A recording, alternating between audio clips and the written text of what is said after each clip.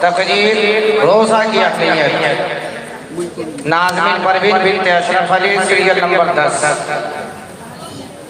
اس کے بعد تیار ہے محمد ارمان ابن محمد زبیر. السلام علیکم ورحمۃ اللہ وبرکاتہ. الحمدللہ الذی انزل القرآن فی شہر رمضان والصلاة والسلام علی محمد خیر الانام وعلی آلہ اصحاب الکرام الی یوم القیامت. اما بعد قال اللہ تعالی فی القرآن المجید اعوذ باللہ من الشیطان الرجیم بسم اللہ الرحمن الرحیم.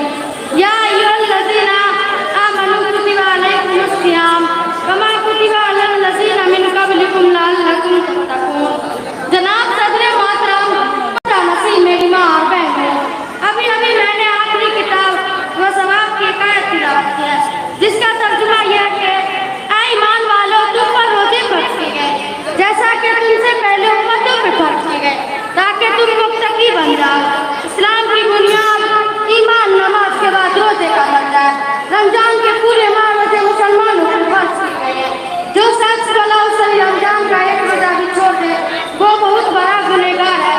فرمایا ہے کہ مولا جناب محمد رسول اللہ صلی اللہ علیہ وسلم نے بلا عذر کو ایک روزہ بھی چھوڑ دے اس کے بدلے ساری مربی روزہ رکھے تو اس کا حق ادا نہ ہو سکے گا.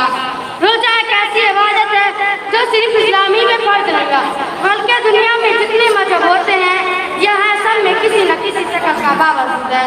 ہندو ہو یا عیسائی، بدھ ہو یا مسائی، سبھی روزے رکھتے ہیں.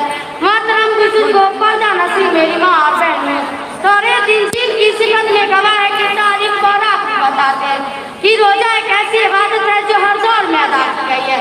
روزہ کیا ایک ایسا عمل ہے جو ہم فرشتوں کی صف میں لا کر کھڑا کرتا ہے. فرشتہ نہ کھاتا ہے نہ پیتا ہے، ان کی پوری زندگی الہیت کی تعمیل میں گزرتی ہے.